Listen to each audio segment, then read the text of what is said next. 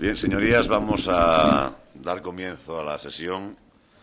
Como saben ustedes, el orden del día consiste en la comparecencia del ministro de Justicia para informar sobre las líneas generales de la política de su departamento. Comparecencia, además, que es a petición del propio ministro y que ha sido acordada por la comisión, por la mesa y portavoces.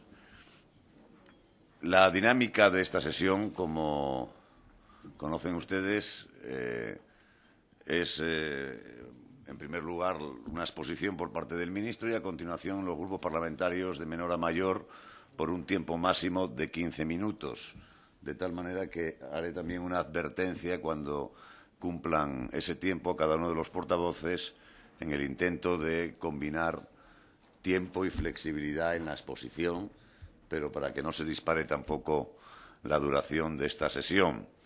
La idea también es realizar la sesión de manera ininterrumpida, es decir, que no haremos pausas y, por lo tanto, no habrá ninguna interrupción de la misma. Bueno, pues sin más rodeos, dándoles la bienvenida a todas y a todos ustedes, a los medios de comunicación, a los servicios de la Cámara, a sus señorías y muy especialmente al equipo del Ministerio de Justicia, quiero agradecer de manera especial la presencia del nuevo ministro de Justicia entre nosotros, debidamente además conocido por la Cámara por sus anteriores funciones de relación parlamentaria con la Cámara y por su trabajo en favor del parlamentarismo y de la política legislativa.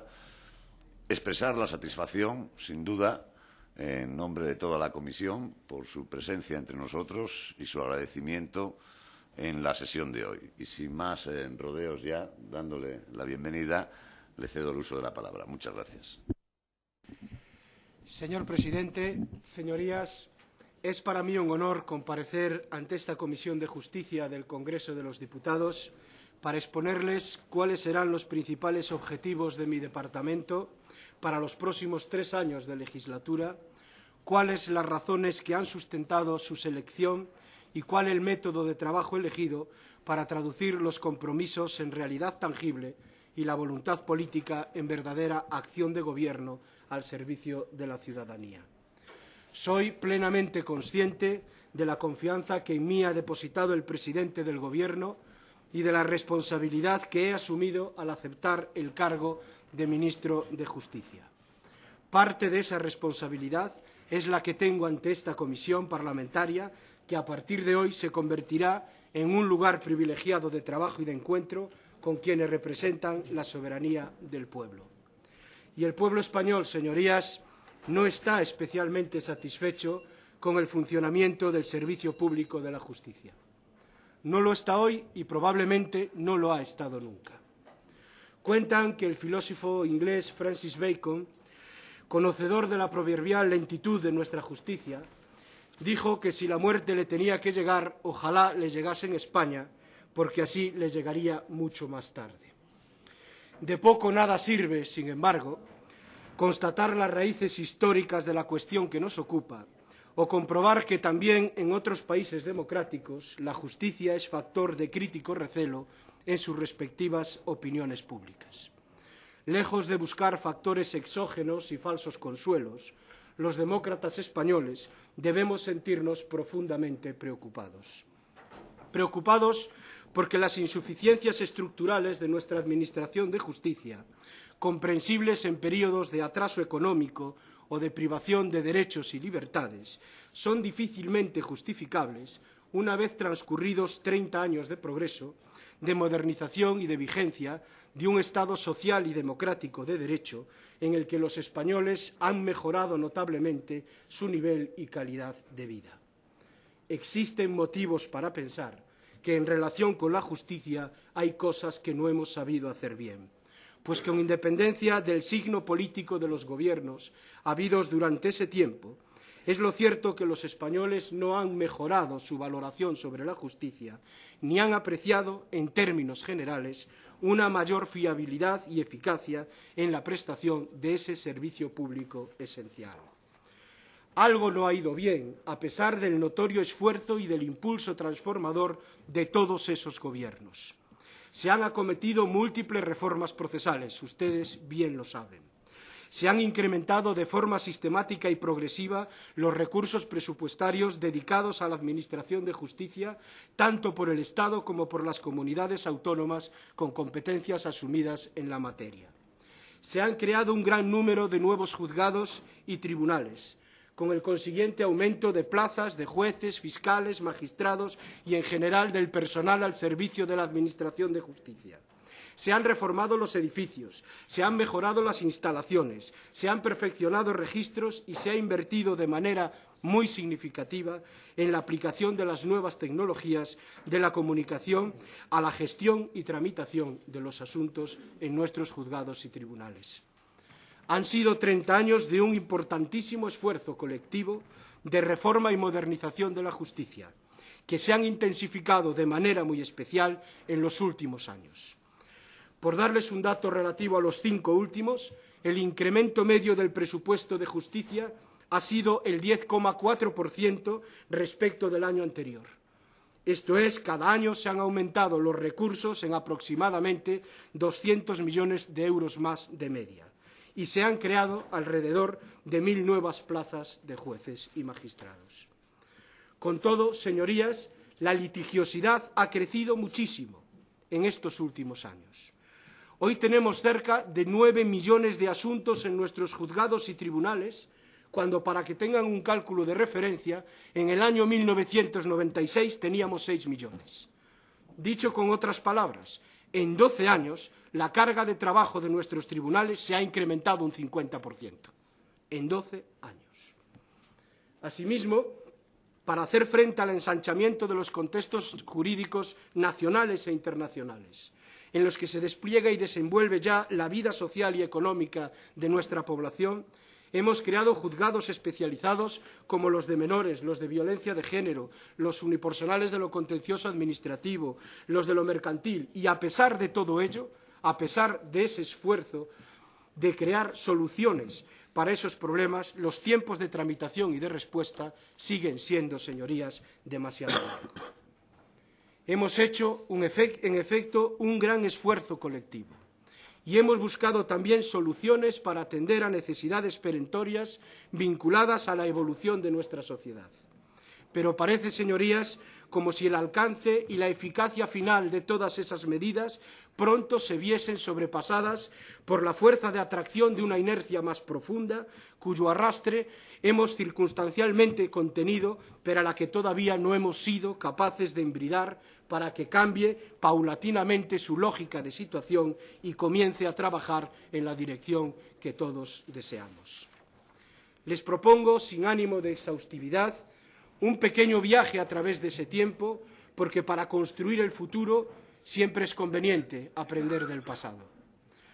Los españoles podemos estar satisfechos de lo pronto que adaptamos nuestra legislación a las exigencias derivadas del derecho constitucional a la tutela judicial efectiva, suprimiendo todos los obstáculos que impedían a los ciudadanos acceder al juez. Hemos sido tan combativos en la defensa de esa causa que en ocasiones hemos llegado a identificar indebidamente el Estado de Derecho con un pretendido Estado jurisdiccional de derecho, lo que, además de confundir peligrosamente los planos de la responsabilidad política y la jurídica, que son, como bien sabes, consustanciales a todo Estado democrático, ha ensombrecido y arrinconado la preocupación por regular y potenciar fórmulas alternativas de resolución de los conflictos que, como el arbitraje o la mediación, pueden servir para aliviar la carga de trabajo de nuestros juzgados y tribunales. Nuestro afán por que todo asunto sea conocido por un juez nos ha hecho olvidar a veces que existen excepciones constitucionalmente legítimas a esa regla y, sobre todo, que el legislador democrático puede, en ciertos casos, modularla de forma razonable y proporcionada con el fin de que, como dice nuestra Constitución, esa tutela judicial sea efectiva. En conexión con este mismo tema, hemos de reconocer también que tampoco hemos clarificado normativamente la necesaria diferenciación que ha de existir entre el derecho de acceso a la jurisdicción y el derecho a los recursos. Aunque todos sabemos que únicamente existe un derecho fundamental a la doble instancia en materia penal, movidos probablemente por nuestra tradición y por un falso sentido garantista, hemos conservado y establecido un complejo y nutrido sistema de recursos judiciales que permiten por una u otra vía impugnar la práctica totalidad de las resoluciones dictadas por nuestros juzgados y tribunales, ocasionando con ello efectos no deseados. Algunos de carácter estructural, pues la cadena de recursos hace que los tribunales superiores pasen más horas de cada día revisando lo decidido por otro tribunal o juez inferior que abordando asuntos cuya competencia les corresponde por su complejidad de modo directo.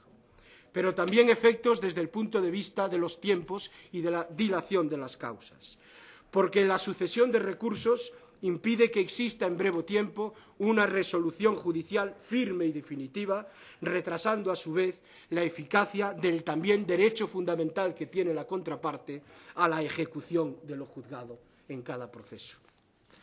Señorías, o nos tomamos en serio que el derecho de acceso al juez no significa acceder a todas las instancias, o estaremos abocados a una administración de justicia en la que desde el punto de vista del número de asuntos que entran en el sistema, solo la primera instancia opera como una verdadera unidad productiva, dedicándose en las instancias superiores a revisar lo resuelto por la primera en lugar de ocuparse de aquellos otros asuntos que por su mayor entidad requieren de la experiencia profesional y del carácter colegiado de esos órganos.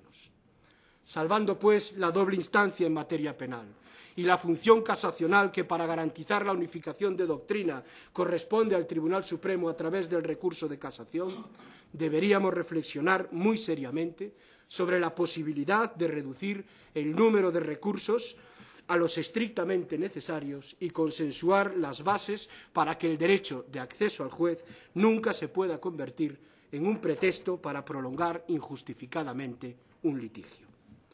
Una segunda estación de este viaje la representa la implantación del Estado autonómico. El debate acerca de las competencias en materia de justicia que corresponden a las comunidades autónomas fue progresivamente encauzándose, como bien sabe, a lo largo de la década de los 80 del siglo pasado, gracias a la tarea del legislador y a la jurisprudencia del Tribunal Constitucional que fue marcando el camino a seguir. Se crearon los tribunales superiores de justicia en las comunidades autónomas y éstas asumieron competencia sobre lo que entonces se denominó Administración de la Administración de Justicia. Se abría así un nuevo período de obligada cooperación institucional y también de desarrollos diferenciados tanto en el tiempo como en algunos de los contenidos. Como saben, ese proceso de transición y aproximación a la Administración de Justicia a la realidad del Estado de las autonomías todavía no ha concluido y al día de hoy contamos con 6 comunidades autónomas que no han asumido competencias en la materia.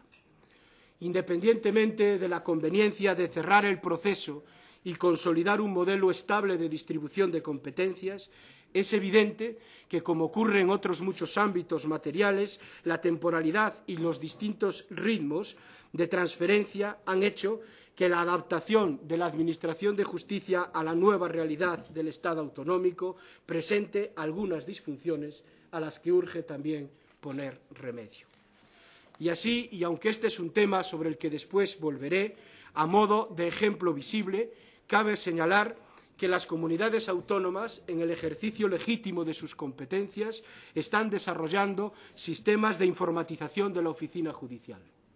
Sin duda, esa es una muy buena noticia y prueba del compromiso de las comunidades autónomas con una justicia de calidad. Pero a día de hoy, señorías, carecemos de una plataforma de conversión que permita la plena y efectiva conectividad entre todos los sistemas, lo que en la práctica ocasiona que nuestros juzgados y tribunales no puedan trabajar en red. Como tercer elemento de este breve repaso histórico, ¿qué decir, señorías, de la progenie legislativa derivada del artículo 121 de nuestra Constitución? Después de distintos ensayos y modelos de configuración del gobierno del Poder Judicial, probablemente no hayamos todavía encontrado la fórmula óptima. Además, tenemos planteado el reto de articular fórmulas de cooperación entre este órgano constitucional y los nuevos consejos de justicia autonómicos, una tarea a la que nos ya convocan los nuevos estatutos. Después también volveré sobre esta cuestión. Señorías, en 3 décadas de democracia hemos dado grandes pasos, pero esos pasos se han convertido en menudos en relación con el largo camino pendiente para alcanzar el horizonte deseado y compartido de una justicia ágil, efectiva, atenta al ciudadano, responsable y moderna. Al encarar la tarea pendiente, no podemos caer ni en el fatalismo ni en el desánimo. Contar con una justicia que cumpla sus funciones al nivel de las expectativas ciudadanas y equiparable en su rendimiento a la de otros servicios públicos más avanzados tecnológicamente es posible y es factible. Soy consciente de que tratamos con un servicio de capital importancia para los ciudadanos, pero también con un poder que es clave de bóveda del Estado de Derecho y en el que convergen todas las líneas de fuerza del entero edificio constitucional. Al legislar debemos tener muy presente esta especial singularidad, porque una ley en materia de justicia es la expresión normativa de un poder del Estado regulando a otro poder del Estado. Por ello, nuestro modo de actuar, señorías, debe estar, en mi opinión, presidido por 2 máximas de principio: prudencia y consenso. Una pieza tan vital para nuestro Estado y para la garantía y protección de los derechos de los ciudadanos requiere como principal método de trabajo la búsqueda de los acuerdos más amplios, que además serán siempre los más duraderos. Exige también conciencia del límite, concebir metas realistas al alcance de los esfuerzos compartidos, pues debemos saber que bajo la larga sombra de los grandes propósitos acecha siempre la frustración. Y exige además continuidad, mantener sostenidamente esos esfuerzos dirigidos a alcanzar la común meta de una justicia a la altura de una sociedad plenamente inserta como es la española en el siglo XXI. Ese es, señorías, mi principal objetivo: alcanzar un gran acuerdo social sobre la justicia. Un acuerdo con todos los sectores implicados, incluidos la sociedad civil, incluidos los ciudadanos. Un acuerdo para acometer cuantas reformas sean necesarias y posibles. Reformas con impacto efectivo en el modo de impartir justicia en nuestro país y que sitúen al sistema en su conjunto y a los profesionales que prestan en él sus servicios a un nivel más alto en la estima y consideración ciudadana. Reformas necesarias y posibles, articuladas en torno a objetivos claros en el tiempo y que cuenten con el mayor consenso de todos. Ese es el eje central de la acción que me propongo desarrollar desde el departamento que dirijo. Esas áreas de atención preferente vienen definidas básicamente por 4 ejes estratégicos. Mejorar la calidad de la justicia adoptando medidas organizativas equilibradas y razonables. Incorporar plenamente nuestro sistema de justicia a las tecnologías de la información y comunicación y adecuar el registro civil a la realidad de una sociedad moderna, ágil y conectada como es la española. Reforzar la seguridad y la libertad de los ciudadanos, actualizando nuestra legislación penal, tanto sustantiva como procesal, para dar respuesta a las nuevas demandas de protección. Profundizar en la cooperación intergubernamental e internacional, especialmente aprovechando al máximo las posibilidades de la presidencia española de la Unión Europea. Señorías, mejorar la calidad del servicio público de justicia es una tarea prioritaria porque de ello depende tanto la satisfacción de una demanda ciudadana largamente esperada y expresada como el cumplimiento de las aspiraciones de los distintos colectivos profesionales a quienes corresponde a diario el funcionamiento de nuestros juzgados y tribunales. Para ello, me propongo adoptar y plantear una serie de medidas urgentes, aunque meditadas, diseñadas con la prudencia que debe presidir toda institución duradera y sustentadas en la colaboración y el acuerdo con todos los sectores implicados. En primer lugar, necesitamos seguir aumentando el número de plazas de jueces con el objetivo de alcanzar la media europea. A lo largo de estos 5 años, el Gobierno ha realizado un importante esfuerzo de dotación de nuevas plazas. 1.148 nuevas plazas de juez de hombres y mujeres que prestan hoy servicio en nuestro país. Es un esfuerzo que quiero continuar con la convocatoria para este año de 220 plazas de jueces y juezas, el máximo que permite la capacidad de la Escuela Judicial en Barcelona, que, como saben, depende del Consejo General del Poder Judicial, así como la ampliación a 150 de plazas también las convocadas para el Cuerpo de Fiscales. Un nivel de convocatoria que se mantendrá en los próximos años con el fin de atender adecuadamente a las correspondientes necesidades del servicio. En segundo lugar, debemos racionalizar el trabajo en nuestras sedes judiciales para que ganen eficacia y eficiencia, y para lograrlo debemos implantar definitivamente la nueva oficina judicial. El proceso constituye, como bien saben, la garantía basilar del correcto ejercicio de la función jurisdiccional y, por tanto, de la efectiva realización del derecho en el caso concreto. La gestión del proceso es, por ello, de vital importancia para que la justicia ofrezca una respuesta acertada y en tiempo razonable a quienes acuden a ella. Acierto y prontitud, garantía y eficacia son el norte del desarrollo del proceso. La nueva oficina judicial pretende articular los medios personales y los recursos materiales al servicio de la Administración de Justicia del modo más eficiente, con el fin de que ese horizonte posible de justicia en tiempo y forma no quede velado por deficiencia de medios, debilidades organizativas o carencias de otro tipo. Señorías, no es posible seguir gestionando las necesidades crecientes, dinámicas y complejas de nuestros juzgados y tribunales, manteniendo los esquemas heredados de las leyes procesales del siglo XIX. Una administración plenamente situada en la modernidad precisa un cambio en los modos de gestión del trabajo en la oficina judicial.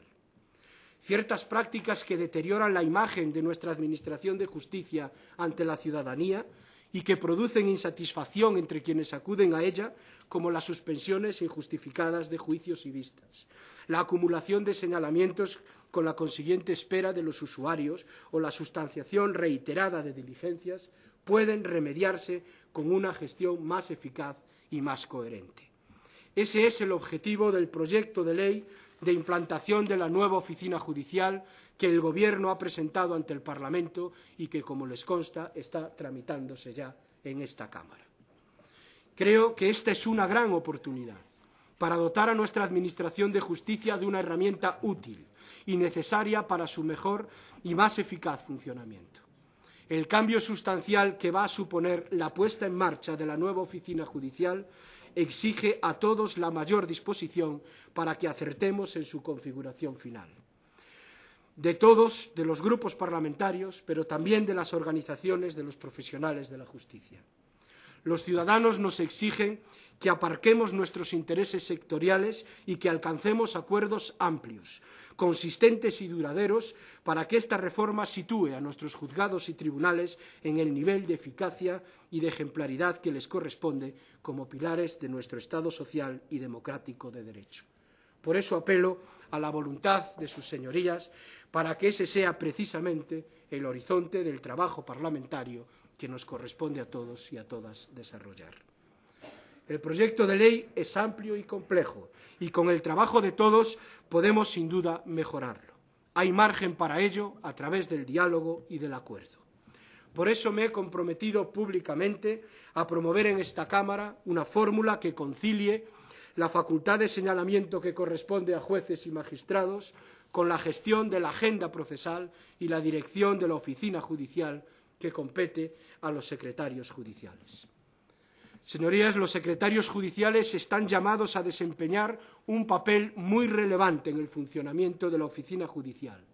Por ello estamos, por un lado, reforzando su número con 450 nuevas plazas convocadas en el 2008 y 290 más previstas para este año del 2009, y, por otro lado, adoptando un conjunto de medidas que desarrollan las previsiones que sobre este cuerpo contiene la Ley Orgánica del Poder Judicial.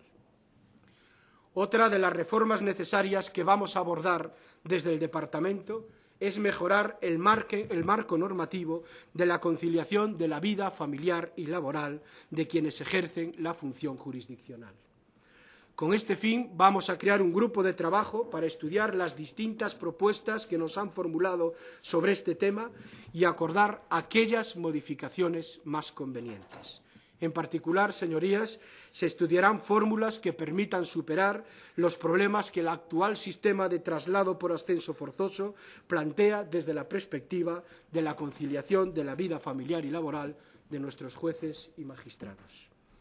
Nos proponemos trabajar a lo largo de la legislatura por una justicia titular y de calidad. El actual sistema de jueces sustitutos, con el que se responde a las necesidades derivadas de la sobrecarga de trabajo o la insuficiencia de jueces titulares, debe superarse en favor de un modelo que, junto con el incremento del número de miembros del Poder Judicial, permita que sea el propio cuerpo de jueces y magistrados quien esté a disposición de absorber las incidencias en la titularidad de un juzgado derivadas de las vacantes por enfermedad, de las comisiones de servicio o de las excedencias por cuidado de hijos. Con ese objetivo nos proponemos, por un lado, instaurar la nueva figura del juez de adscripción territorial y, por otro lado, formular mecanismos que estimulen y favorezcan las sustituciones entre jueces, secretarios judiciales y fiscales titulares. Señorías, si queremos mejorar la calidad de nuestro sistema de justicia, debemos reparar en un hecho incontestable. En el año 1988, cuando se aprobó la vigente Ley de Planta y Demarcación, la población española se situaba alrededor de los 39 millones de habitantes. Hoy superamos los 46. Resulta evidente que el mapa judicial que fijó aquella ley ya no responde a nuestra realidad demográfica ni a la configuración actual de nuestro sistema de justicia, al que se han incorporado además nuevos tipos de juzgados que, como los de lo contencioso administrativo, los de lo mercantil, los de menores, los de violencia, no estaban previstos en aquella ley y que son fruto de cambios legislativos posteriores. Por ello, resulta urgente reordenar la distribución de los órganos jurisdiccionales con el fin de ajustarse a los cambios en la distribución de la demanda de justicia en el territorio. Dibujar un mapa judicial que se ajuste al mapa real de nuestra sociedad es una labor técnicamente compleja y también sensible, en la que deben tenerse en cuenta los distintos puntos de vista relevantes.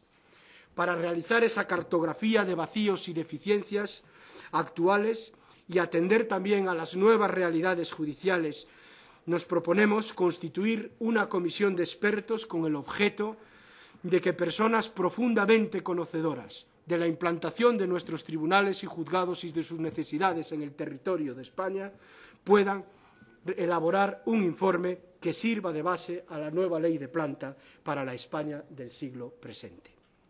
La nueva ley será además una muy buena oportunidad para plantearnos reflexiva y serenamente qué modelo de juez queremos. Un juez cuyo currículum profesional pueda conjugar la experiencia que aporta el contacto directo con los justiciables y la alta calificación y especialización que exige el desempeño de la función jurisdiccional. En este bloque de medidas para mejorar la calidad de nuestra justicia, vamos a trabajar también en la búsqueda de fórmulas que contribuyan a reducir el número de litigios y la consiguiente carga de trabajo que soportan nuestros juzgados y tribunales. Si volvemos la mirada atrás y repasamos los programas de acción que desde el Ministerio de Justicia se proponían hace ya más de 75 años, comprobaremos que ciertas cosas siguen en la agenda de lo querido, pero lo no logrado. Fernando de los Ríos, allá por el año 1931, se lamentaba como ministro de Justicia de la carga de tareas que correspondían al juez más allá del núcleo de su función jurisdiccional, por lo que se proponía, según sus palabras, descargar a los juzgados de lo que no tiene sustantividad. jurídica en sentido ideológico ni en sentido técnico, y citaba, entre otras tareas, la relativa a la jurisdicción voluntaria.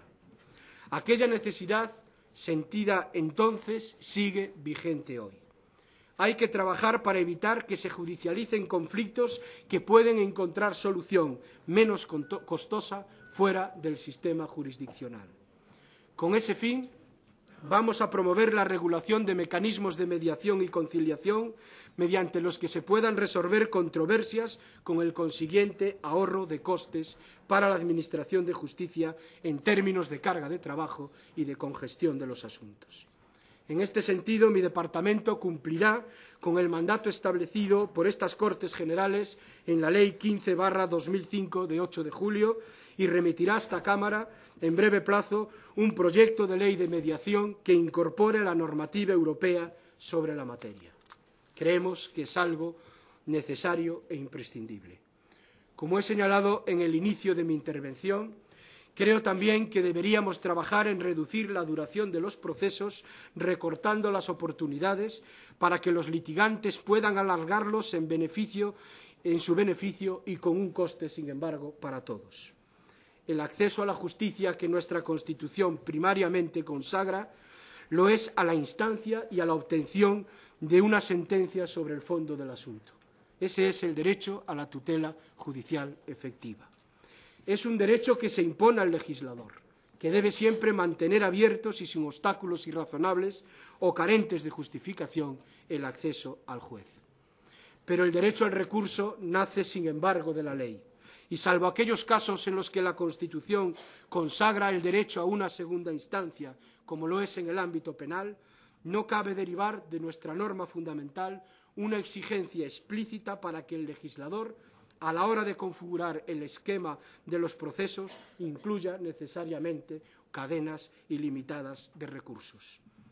Por otro lado, y para que tengan los datos de nuestra realidad, la tasa de confirmación de las sentencias de instancia por tribunales superiores se sitúa en los distintos órdenes jurisdiccionales alrededor de un 75% y del 85% confirmando la decisión de la instancia, lo cual representa un relevante indicio de la calidad de las sentencias que dictan los jueces de primera instancia en nuestro país.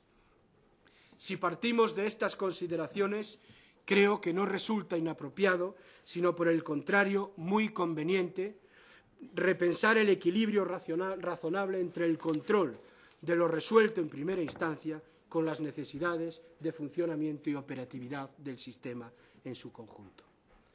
Señorías, el segundo eje estratégico de la actuación de mi departamento será la puesta en marcha de un plan de informatización e infraestructuras de equipamiento de la Administración de Justicia.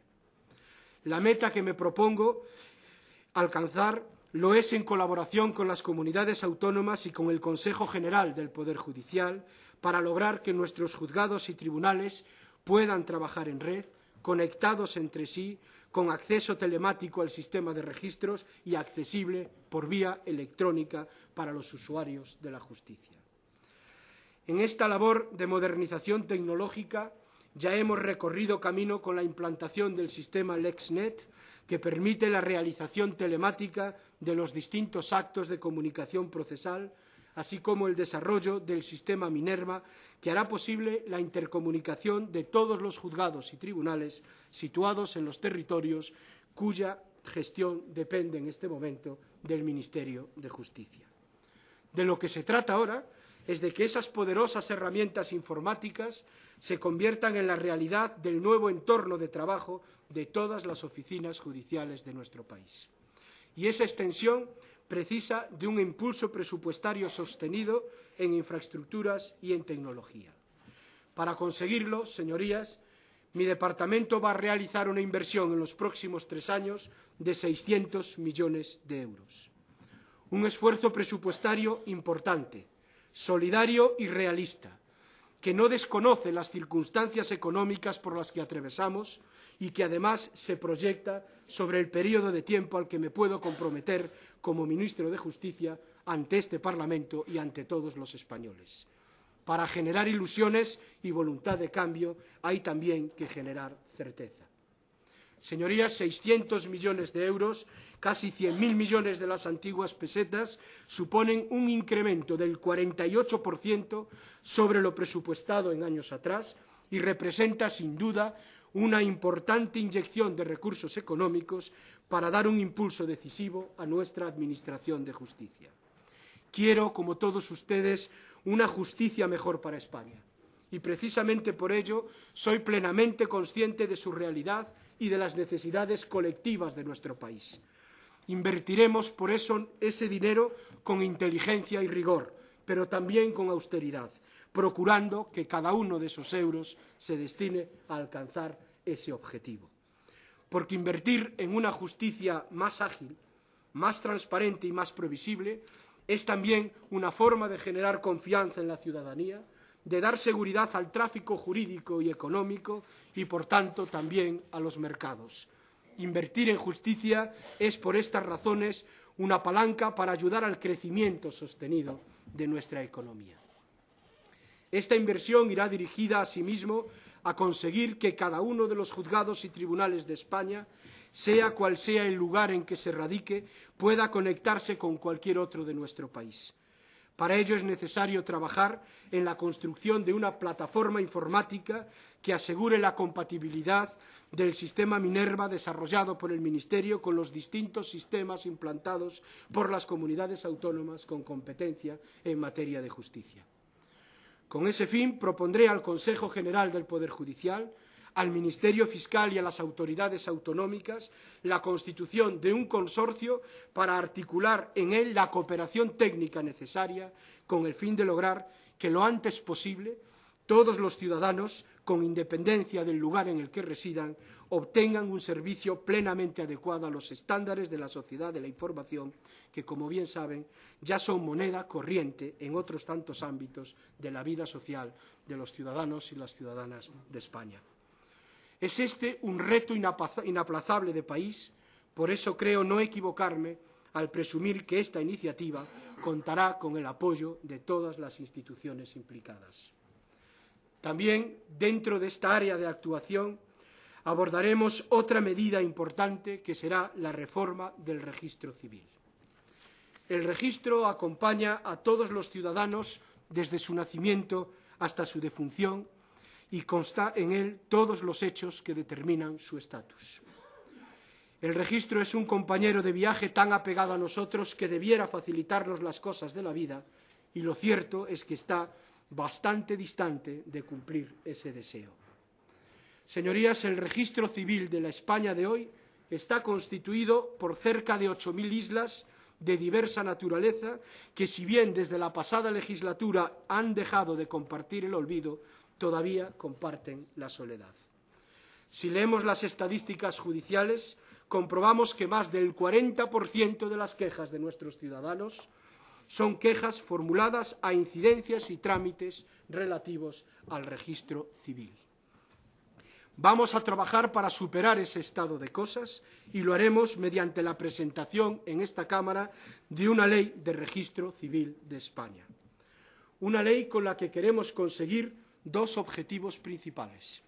El primero, desjudicializar en todo lo posible la función del registro, en sintonía con los procesos modernizadores que se han emprendido en otros países de nuestro entorno.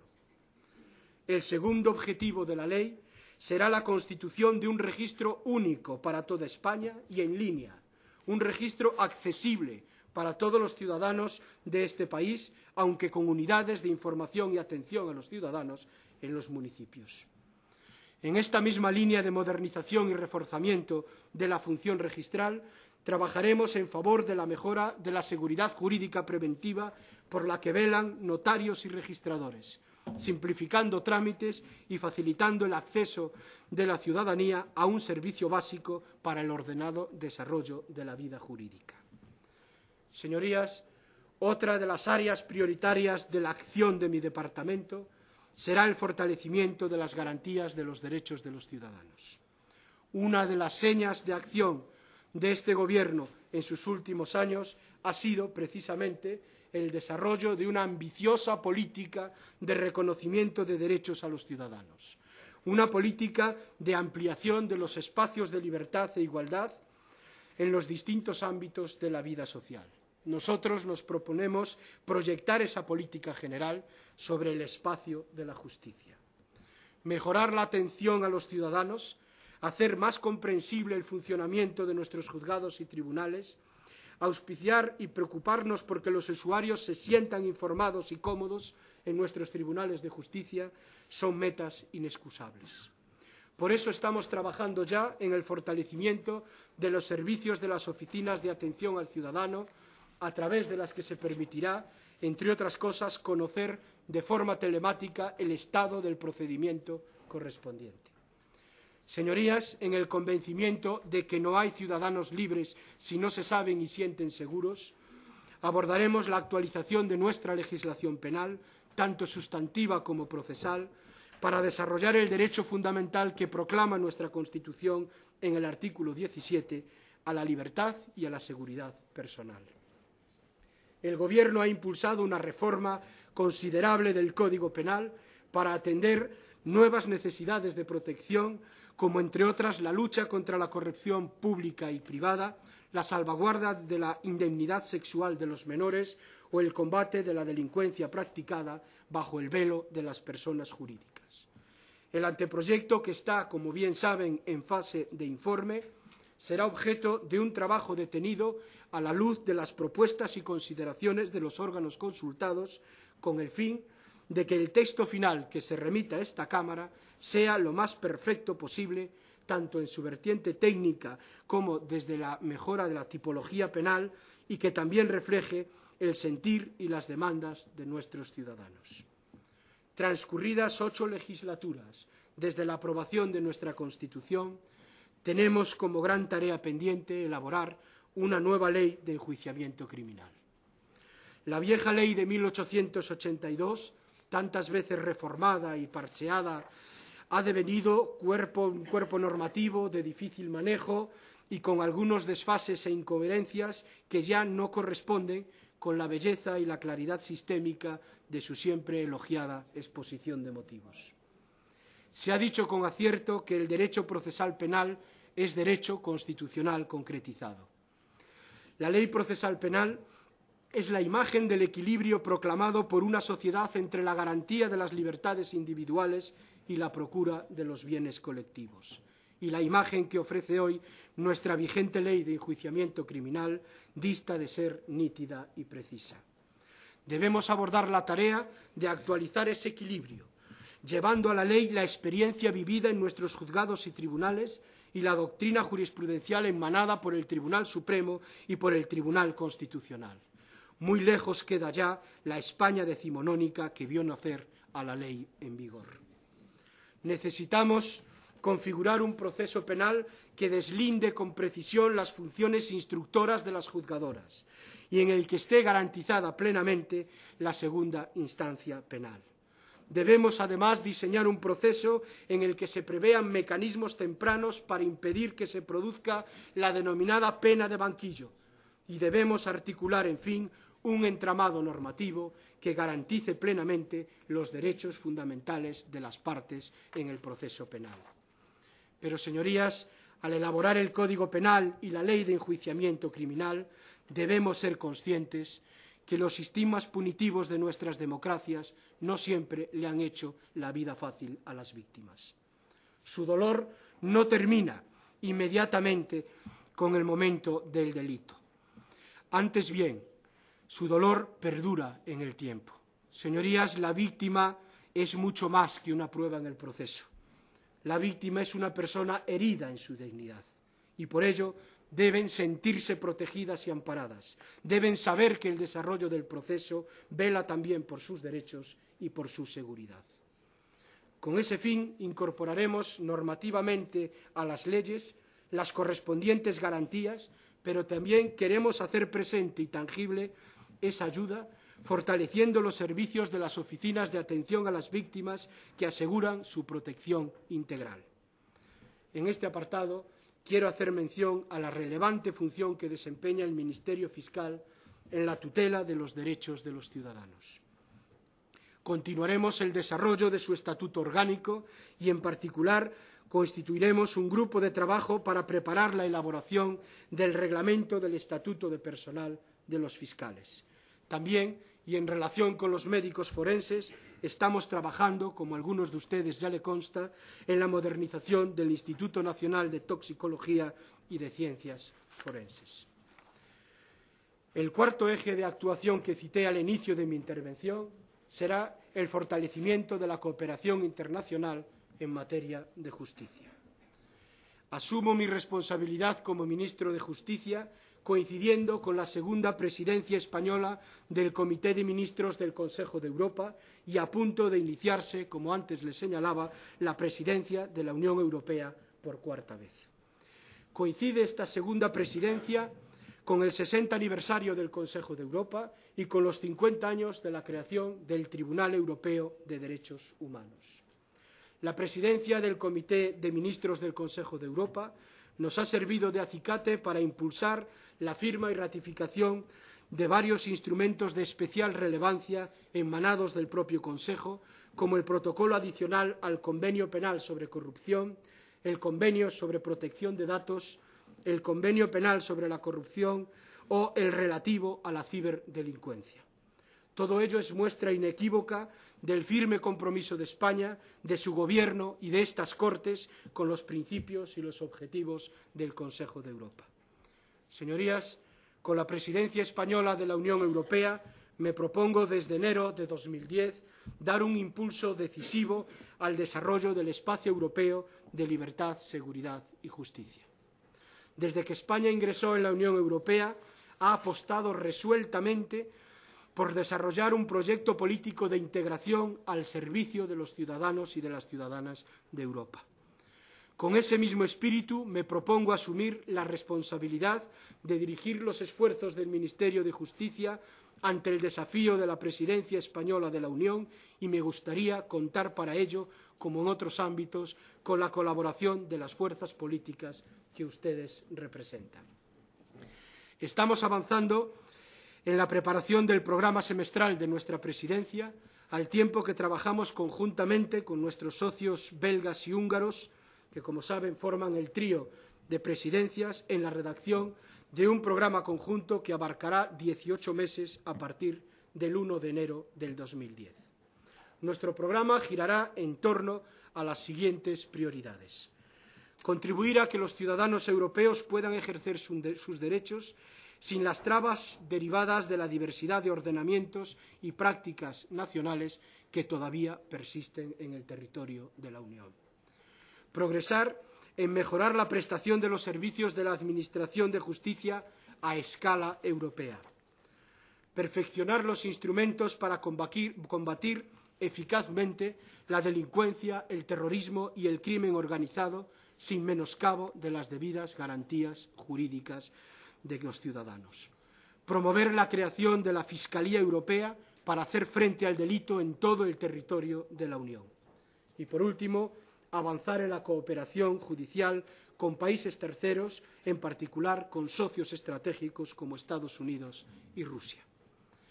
Igualmente, estrecharemos nuestras relaciones con los países iberoamericanos, tanto a través de la Conferencia Iberoamericana de Ministros de Justicia e Iberred, como a nivel bilateral.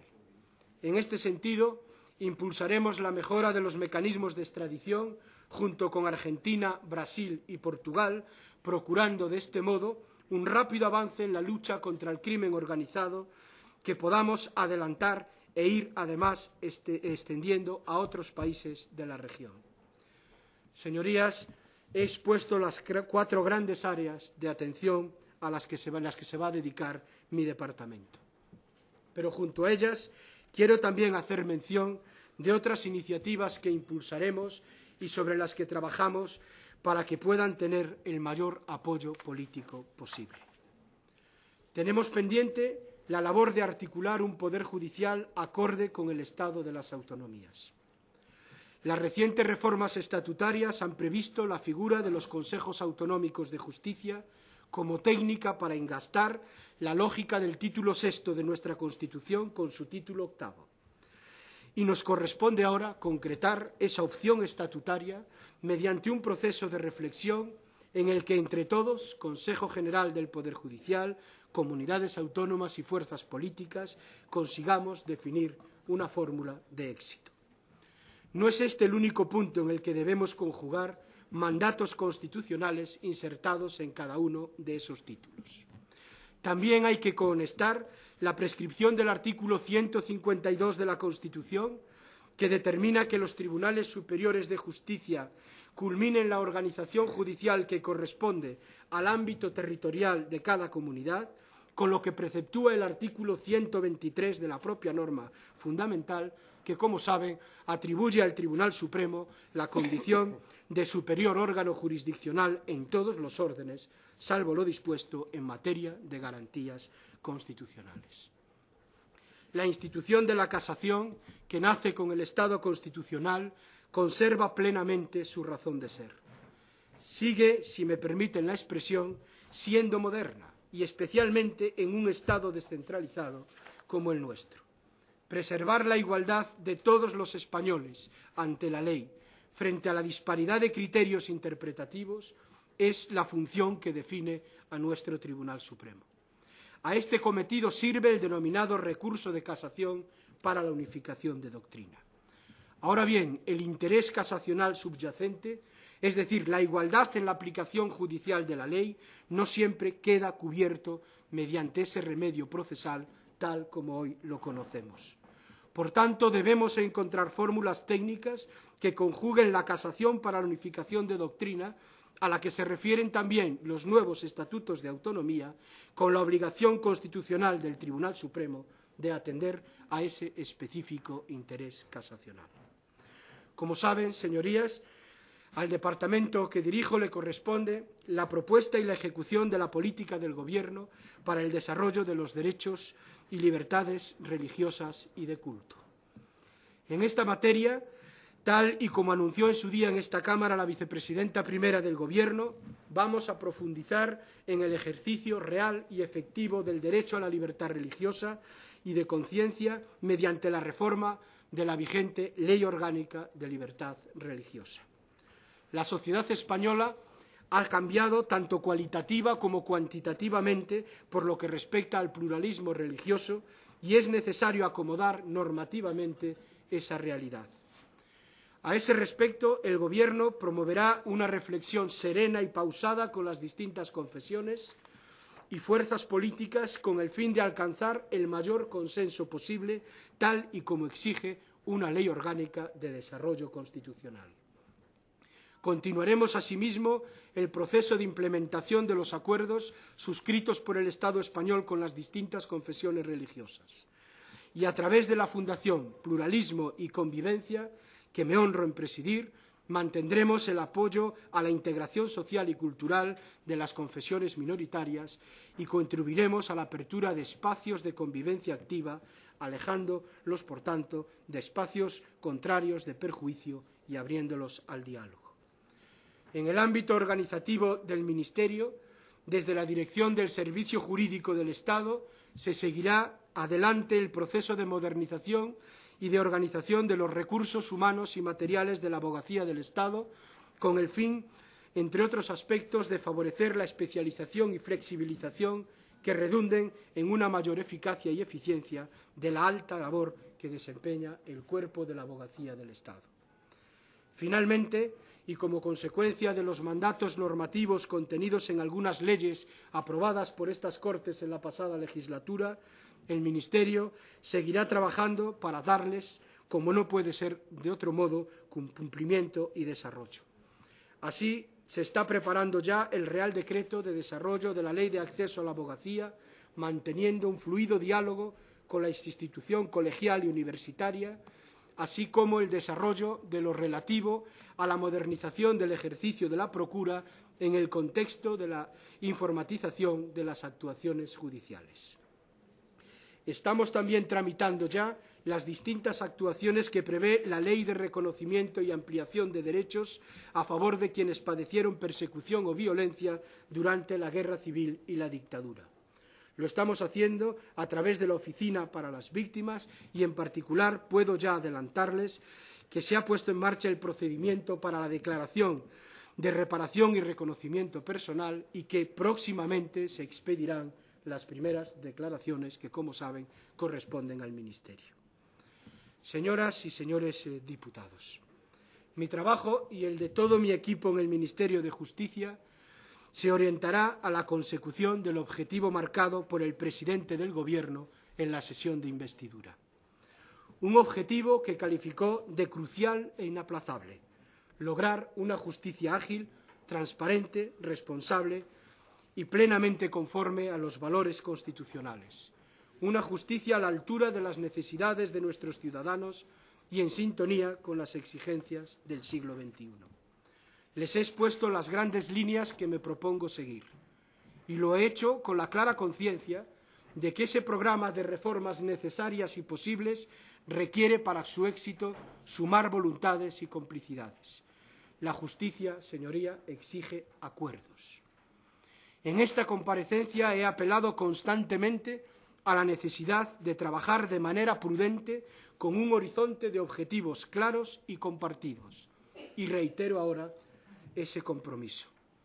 Con ese objetivo quiero ofrecer a todas las fuerzas políticas, a las comunidades autónomas y a los profesionales de la Administración de Justicia y a todos los actores sociales un acuerdo social sobre el que cimentar una política consensuada y de largo alcance para conseguir que nuestro sistema judicial cambie su inercia, esa inercia a la que antes, en el principio de mi exposición, me refería, y se instale definitivamente en el siglo XXI. Señorías, les propongo un gran acuerdo social para la justicia y sobre la justicia que abarque implantar con éxito la nueva oficina judicial y modernizar definitivamente la gestión procesal de nuestros tribunales y juzgados. Un acuerdo para informatizar íntegramente nuestro sistema de justicia y lograr que juzgados y tribunales trabajen con métodos del siglo XXI, es decir, que puedan trabajar en red. Un acuerdo para trazar el nuevo mapa judicial que necesita la realidad demográfica de España. Un acuerdo para impulsar fórmulas de conciliación y mediación y reducir así la litigiosidad ante nuestros tribunales. Un acuerdo para crear el Registro Civil de España, un registro único, moderno y plenamente accesible en línea. Un acuerdo social, señoras y señores diputados, para situar al ciudadano en el centro de nuestro sistema de justicia. No olvidemos nunca lo dispuesto en el artículo 117 de nuestra norma fundamental. La justicia emana del pueblo. Ese es el lema que debe movernos. Los ciudadanos son la fuente de legitimación de la justicia y ésta debe servirles con cercanía, con agilidad, diligencia y acierto. Este acuerdo social sobre la justicia que les acabo de proponer es una iniciativa y es también una encomienda de trabajo. Lo sé, pero recuerden, señorías, hoy, entre todos, podemos dejar de mirar al ayer y empezar a escribir una nueva historia de la justicia en España. Hoy, si nos lo proponemos, puede ser ese día. Muchas gracias.